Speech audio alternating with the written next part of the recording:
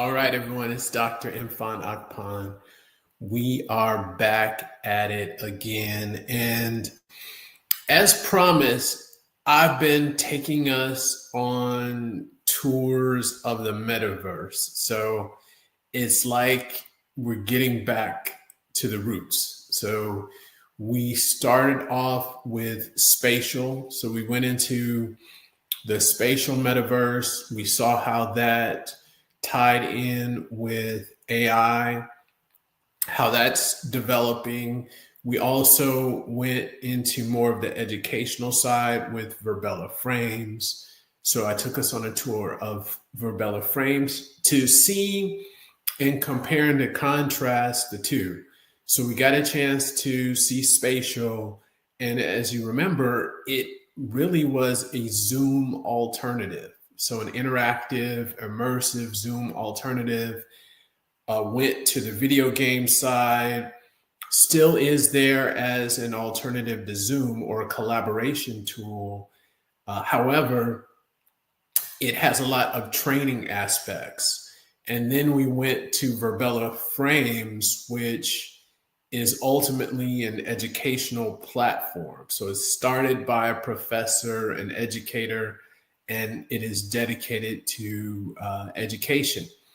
One thing, though, with the Verbella versus the spatial is that with Verbella, you see more of the AI integration. So there's a lot of AI integration into that, which I think is tied to the whole education portion of things. So that makes that very, very interesting and more engaging. So you have that engagement factor with it, which I think is important, which keeps people on the platforms. Now, today we're going to get into the Sandbox metaverse. And the Sandbox metaverse ties in ownership and crypto, meaning it has its own digital currency. It has its own assets that you can purchase, one of which is land, and you can rent spaces in this metaverse.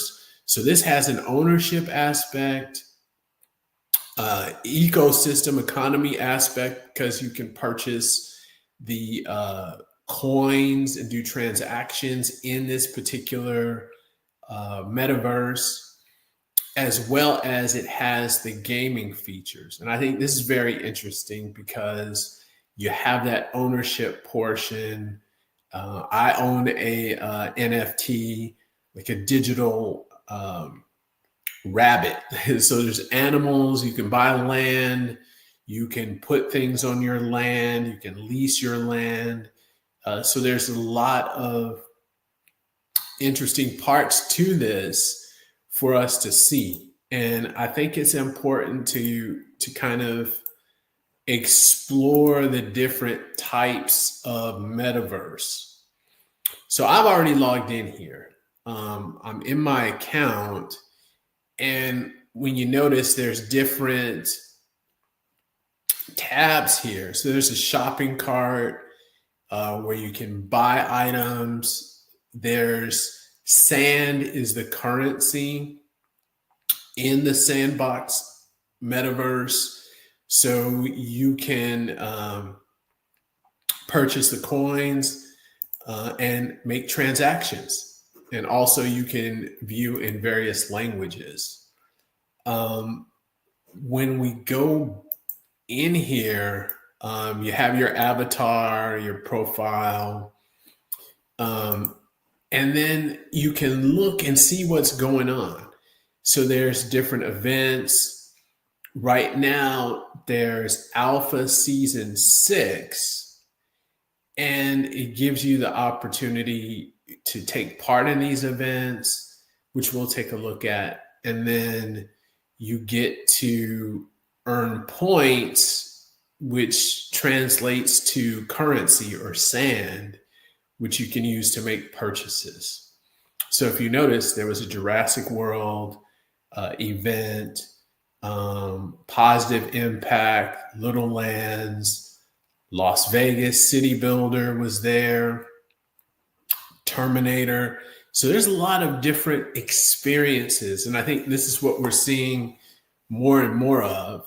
So let's see what Alpha Season 6 is. And a lot of these allow you to go in, experience, but more importantly, experience these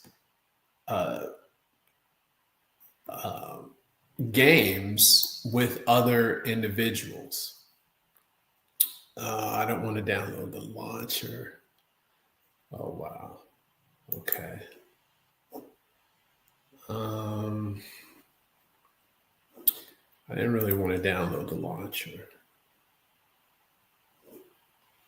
Let's go back. Let's see if we can get in here without having to download the launcher.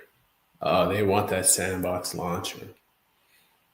So I do not want to download the launcher. So let's see. Looks like all of these experiences, we need to download the launcher. But let's kind of walk through some of these. Let's see if we can find something else. So these are some of the avatars that are minting. I'm just going to kind of go through. I'm sorry. I didn't really want to, I don't want to download different, I didn't want to download anything. I guess I'll just leave it at that. But as we go through here, they've got the game maker, so you can create your own worlds in here. So there's a lot that you can do and build. And if you notice these experiences, okay, you can create your own NFTs. So you can create your own digital assets and sell them. You got a modeler, animator, block editor. These are some of the things that individuals are creating. Let's see how much it costs. So this is pretty neat. So if you wanted to purchase this digital asset that I'm looking at right now, it's 105 sand or $21.84. So you get some of the specs. There's only 9 of these. So you can come in that are available. So you can create these NFTs and sell them. So, you know, let's look at Santa Claus. So you can buy the Santa Claus NFT for, where'd it go? Where's Santa Claus? Oh, okay. So you can buy the Santa Claus NFT. It looks a little weird, but you can buy for $6.27. How many of these are there? This is the token ID. We've got 4 available. So there's 4 of these available, and you can buy them. So, okay, there were 10 minted. So that means there were 6 that were sold. So there was 10 of these created, and there were already 6 of them that were sold. So you can actually go in and buy these different assets. So there's an economy here. And if you buy land, again, which is a huge asset, you can purchase land, and then you can actually own your land, lease it, you know, have experiences on your land. So it's, oh, they even have a digital autonomous organization. So they have the Sandbox DAO. This is great. So this is really developing on how you can build up your real estate, what you can do on your real estate, how how you can actually become a decision maker in that particular DAO. So I think this is very interesting how this is developed. So I guess to kind of touch back on this and to kind of get back into what this has more of an economic aspect. So when you think about the sandbox, yes, it's a metaverse. However, you can own parts of the metaverse. I think that's a key thing. You can own parts of it. You can have commerce. You can sell things in this particular metaverse, which adds a different dimension to just being a participant. Yeah, sure, you can play games as you've seen, but you can also kind of take part in these experiences and in these particular areas in the metaverse. So I think, and one thing I want to say, I'm going to stop sharing before I kind of move back into this. One thing I want to say is that I believe there's going to be a convergence. And what do I mean by that? So we're seeing content being created with Sora 2, with meta vibes, and I'm sure there's going to be more and more platforms that allow you to create these video or digital content and images. So images and videos. And if you notice, they're watermarked, so they're identified. So I believe a lot of this is going to merge into NFTs, non-fungible tokens, because we need to be able to identify what is real and what isn't real, right? So a lot of that content is marked as being made or watermarked, which is an identifier. Just like you purchase tokens, there's only a certain amount of these tokens or not tokens, NFTs or digital assets being created. So I think we're moving into, it's something new, but it's based on this whole NFT blockchain. And I think all of this is going to converge. And eventually we'll be able to buy and sell these videos. Because think about it, you make a video on Sora 2, it's watermarked, but you can post it and make money on it.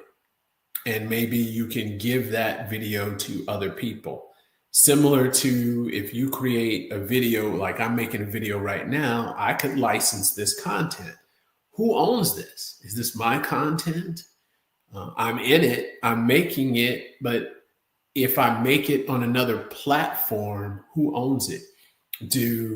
Does the platform that helped me to generate it own a part of it? Do they get a percentage of it? How do you track that ownership?